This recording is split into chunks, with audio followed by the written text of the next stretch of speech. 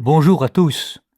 Tantôt, le président Trump parle de l'Europe comme d'un ennemi à abattre. Tantôt, au contraire, il affecte de parler dans l'intérêt du vieux continent. Le 5 décembre, par exemple, le président des États-Unis a lancé une sorte d'appel aux consciences européennes.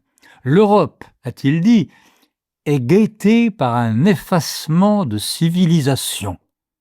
Bigre! Donald Trump voit les 27 pays de l'Union européenne à la veille de s'effacer en tant que civilisation. Mais de quoi parle-t-il au juste ? D'un peu tout et n'importe quoi, comme souvent. D'abord, le président Trump trouve que les pays d'Europe sont victimes de la politique de la Commission européenne de Bruxelles. Selon lui, la Commission sape la liberté politique et la souveraineté. Je le cite. Alors l'accusation est un peu vague, parce que Trump n'est pas assez, attentif pour prétendre connaître les dossiers des rapports entre les capitales européennes et les bureaux de Mme von der Leyen. Alors, autre accusation du président américain, cette fois contre les gouvernements des divers pays d'Europe. Selon lui, ces gouvernements censurent la liberté d'expression. Alors il est vrai que certains des 27, la France en particulier, semblent tenter de mettre des médias sous surveillance pour étouffer une partie de la vox populi, ce qui serait contraire au fondement de la démocratie. Mais Trump, aux États-Unis, déblatère tous les jours contre les médias. Il parle de les réduire au silence. Là encore, il est mal placé pour donner des leçons.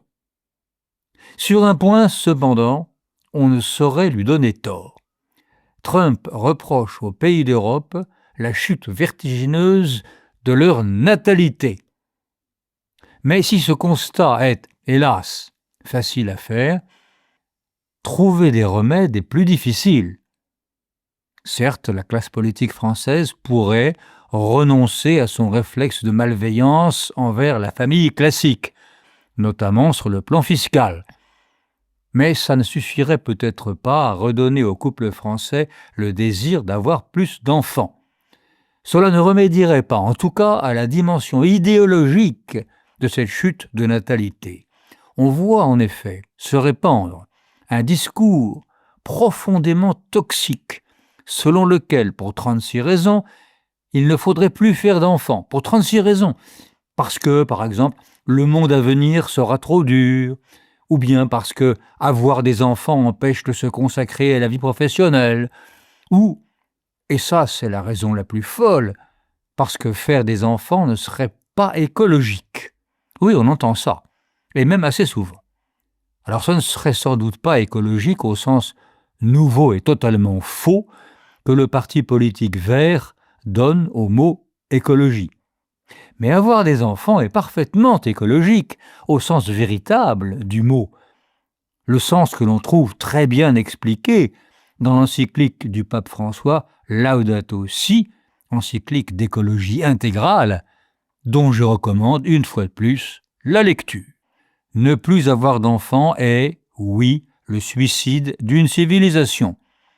À ce sujet, relisons les mises en garde des papes Jean-Paul II, Benoît XVI et François aux divers pays d'Europe.